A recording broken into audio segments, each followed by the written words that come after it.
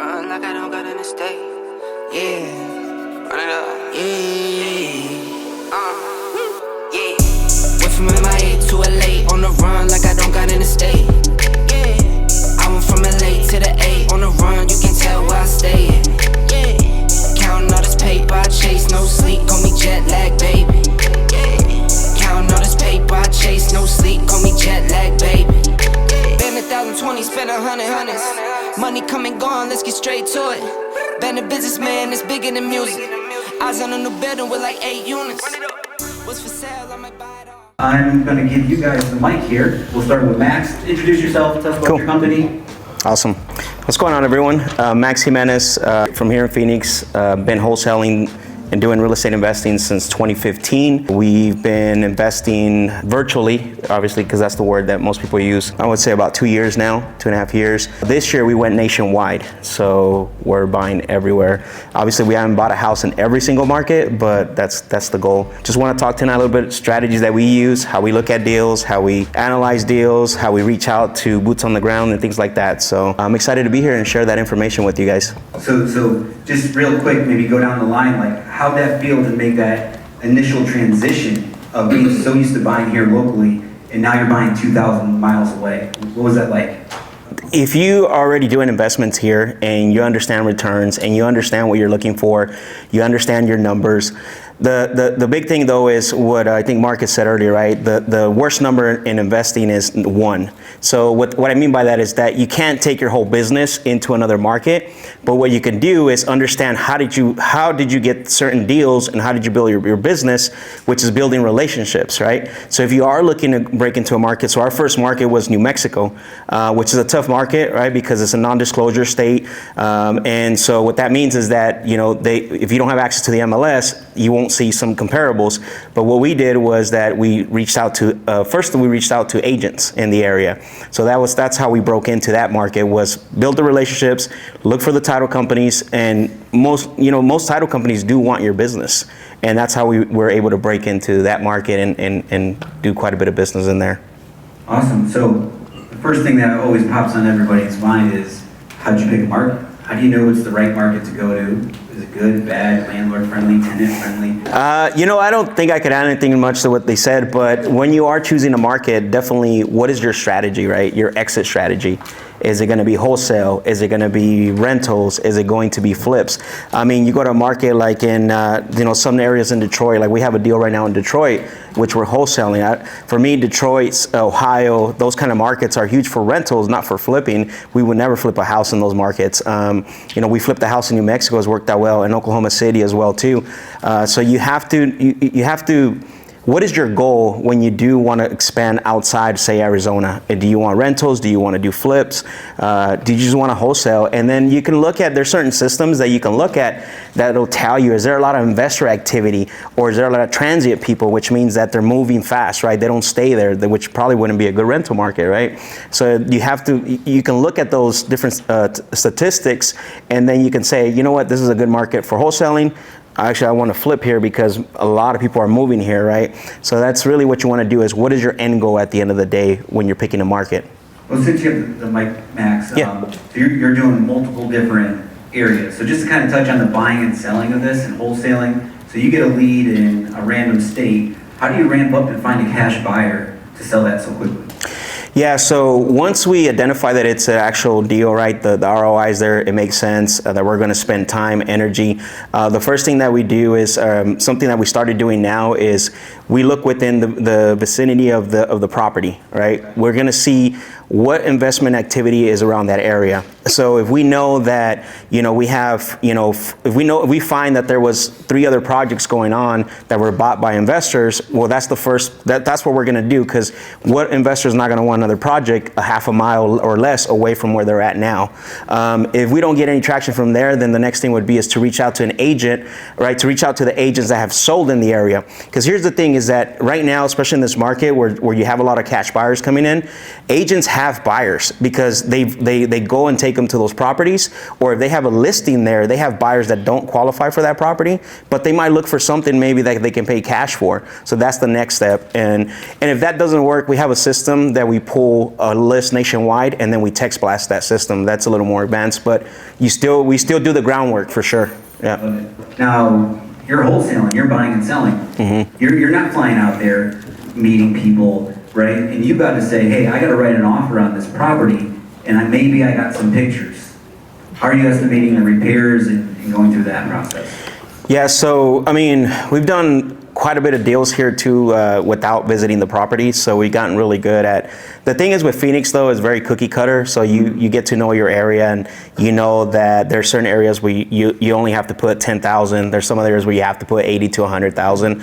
So what we did is we obviously, a lot of markets are different. You go back east, Midwest, you deal with foundation issues, you deal with a lot of different things, oil tanks on the ground, right? Like, that was the first time I heard that. Last year I was like, what? Oil tanks, what are you talking about?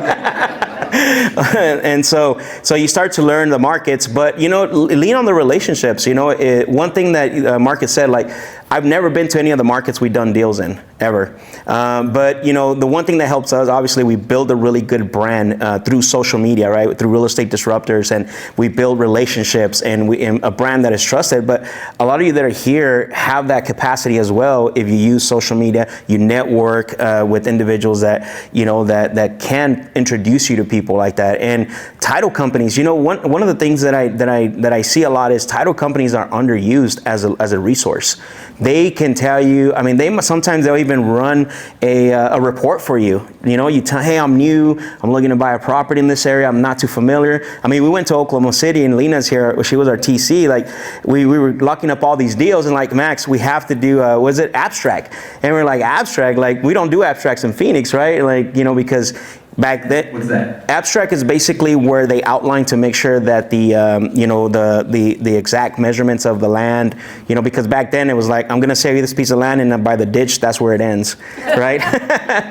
But you know, or sometimes they wouldn't have it. They would do an abstract, it would never get recorded. But title companies helped us out a lot. I mean, we had to pay for it, but I think title companies are very underused when it comes to their resources. Yep. Yeah, it's very true. Even here. So. Even here, yep, even here. I'm just curious about how you're finding your properties, and if you could point to some data sources that you use that maybe don't contain the letter G, like Google. Oh.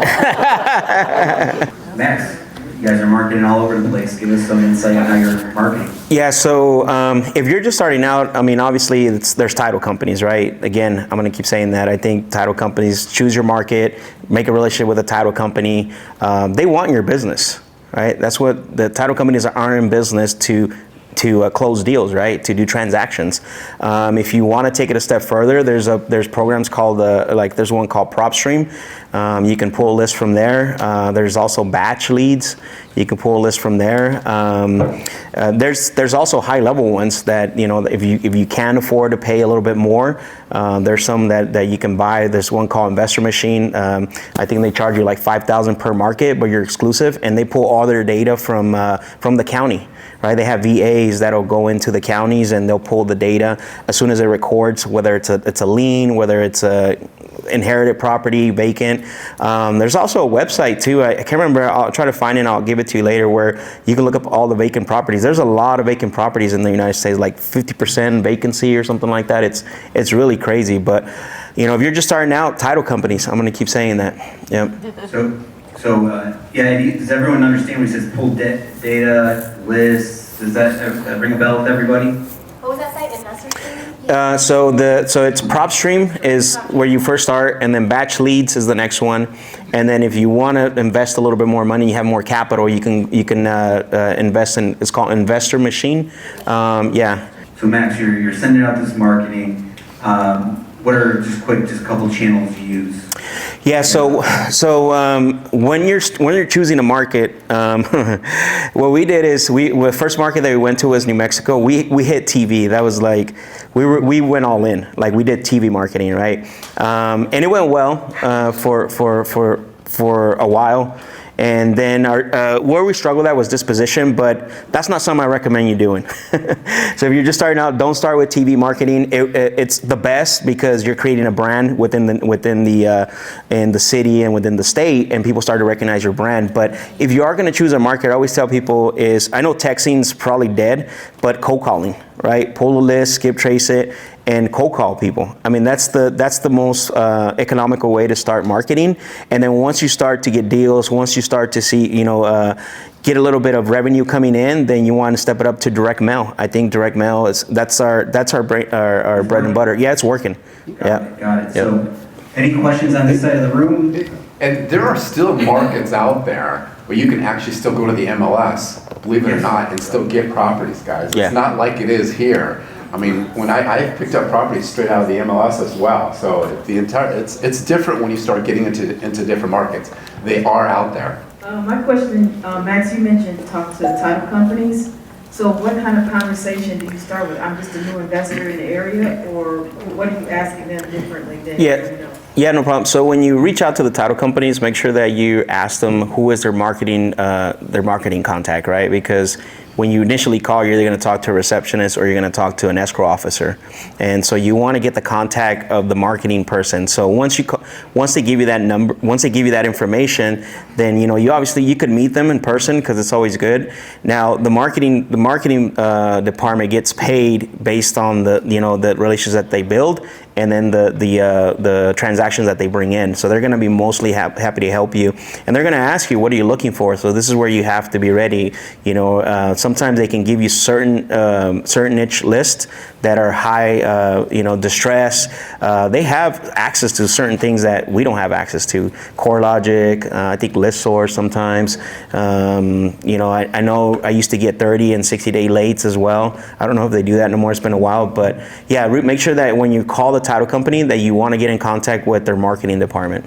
Since you have the mic, Max, so when you're on the phone with the homeowner, right, what are some negotiating tips you could throw at us when talking to a homeowner that's so far away and you're out here in Phoenix, and they might think you can't perform?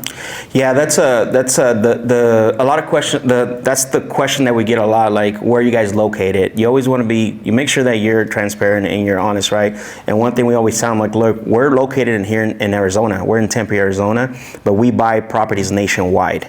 And so typically that gets them a little bit more comfortable. We obviously have reviews on Google if they want to look up. Like, we have quite a bit of reviews on Google already, but for the most part, that's what we're telling them. Like, well, where are you guys located? Because I know that, I see the number that you have. We tell them, well, we're centrally located here in Arizona. We buy properties nationwide, and then it's just the norm. It's just a regular conversation at the end of the day, right? We ask them, right? So if they're really concern about where we're going to perform or not, we ask them, well, what do you need to see or hear to make you feel comfortable doing business with a company like ours? Because at the end of the day, they have the answer. We don't. Right? It could be something simple as a proof of funds letter. It could be something as, do you have a website? Things like that. But unless you ask them that question, what do you need to see to make you feel comfortable, doing business with a company like us? You're not going to know. Only they have the answer of what they want to see. And what's the importance of these questions? They're like pre-planned questions you have, right? Yeah. The importance, I'm sorry? Yeah, like how important are pre-planned questions going into these negotiations? Well, yeah, you have to know, like, when you are talking to sellers, you want to have the goal of the outcome of the call. Like, what goal do you want? Do you want to extract enough information to maybe go do your homework, right? Do you want to, go through the whole call and maybe see if you can get an offer to them? Like, before you even start the call, you gotta plan, figure out what objections you're going to run into, right? The top 3, you always want to have top 3, no more than 3, and then how you're going to overcome those objections, so that way when they get thrown at you, you're prepared for them. You want to prepare, and then again, what's the outcome that you want from this call today? This is why, exactly what Marcus said, why you have to be truthful that you're not in that market, because the last thing you want is like, well, when can you come to my house? Yep. You tell a homeowner, I'm in Chicago, I'm there, like, or we're in Oklahoma, or we're wherever. They're gonna say, well, when can you come to my house? And like, now you're gonna start backtracking, like, So make sure you let them know that where you are, and then you have people that you work with that can come through. You have agents and other people that can come by and take pictures of the property. Are any of you buying or selling land out of state, and if why or why not? I think, do we have a couple land out of state right now? I don't think we are, right? No, we're not right now. I don't know, Marcus. I just have a question on what contract are you using in all those states then? What contract? Yeah, where, do you have like a basic contract that you're using for different states? So when you first start out, don't get caught up too much. Do we want to have a 1-page, 2-page, 3-page? Ours started as a 2-page. I think we're up to 5 pages now. And that's because our attorney has made us make changes as the market is shifting, as you know, as things are coming, you do want to prepare, but every market is different. I mean, you're right. I mean, when you're dealing with a title state and then an attorney state, I think we just closed our deal in Alabama, right, which was an attorney state. And we used our contract that we use here, and we didn't have an issue with it. You know, but again, it was reviewed by our attorney, and we've made a lot of changes. So we haven't had any problems when it comes to our contract. So Attorney in that state? no, here. Oh, we do? Yeah, here. Okay. Yeah. I like to piggyback on the title companies. I like to use not the huge national title companies. When I go into the Midwest, I use the smaller, locally owned title companies on the hunt, and then I get to know that owner. And most of those are already attorneys. So for example, I know several of the owners. They actually own a title company and they're attorneys. So I'm in immediately right out the beginning. So I took him and his wife to dinner and got to know them, and literally I can get anything I want at this point. You sound like Chicago, Greg. Also, our contract it has like our company name, and on the bottom it has like our address here in Tempe. My business partner, he's an agent, so we have to disclose. You know, one more member of the LLC is a real estate agent. So if you are an agent, make sure all your disclosures are on there. But you could use this. You know, if you have an investor contract, you can use that anywhere. Yeah. I've bought out of state in markets where it's like a 100-year-old house that needs a heavy renovation, and I've flown there to do some of the evaluation to see, you know, what you have to reno. Do you use boots on the ground people when you're dealing with these old homes, Marcus? Like, how do you navigate that when they really need that 6-figure renovation? Do you just get somebody to go on your behalf, or how do you navigate that? There's actually a company that will go take pictures for you. Do you remember the name? What it is, Lena? I'm sorry. Go Look? Was it Go Look? Yeah. The company? Yeah, so if you can't find boots on the ground, there's actually a company that will go out and take professional pictures for you. It's called Go Look. Now, they're only there to take pictures. So what we've done is we created a template of what pictures we want and how many of each area. I'm sorry? We Go. Oh, We Go Look. Yes, sorry, We Go Look. So if let's say that you're doing flips in a certain area and you want to look for certain things, then you create that template for them, and they'll follow that instructions for that template. Yeah. One of the best things whenever you're looking to go out of market is create videos of what you want your people to look for. So what we do is on inspections, and you be simple, walking through the front door, look for water stains on the ceiling, look for termite trails, look for, you know, so that helps for training when you're trying to get somebody up and going. It's a lot of front end work, but on the back end, it's so simple. Like we have somebody that we're onboarding now, a new agent that's gonna be walking properties for us. The only thing I do is send him a portal with all of our links, all of our videos, and they go in and they look at all of that stuff, and then they have to take a test at the end to see if they really watched all of those videos. If they did, then we get on the phone with them, do an interview, and make sure that they're suitable and fit within the company's parameter. Biggest challenge you ever faced in out-of-state investing, and how'd you overcome it? So for us, it's the simple thing, right, which is inspection periods, right? We always trying to see how we can get out there. So when we first started doing virtual, we stuck to the standard 10-day or 15-day, whatever it was we had on our agreement. And so by the time we got the pictures, we would get them like, oh my God, what is this? Is this even a property? Like, can you go over there and push it and it's gonna fall off? So we learned, so one thing we did is we changed our verbiage to say inspection period starts once the pictures are received, instead of the day that the contract gets signed. Yeah, so that helped out a lot. So whether it takes a week or 2 weeks to get the pictures, that's when the inspection period starts for us. Can we give a huge round of applause for the gentleman here?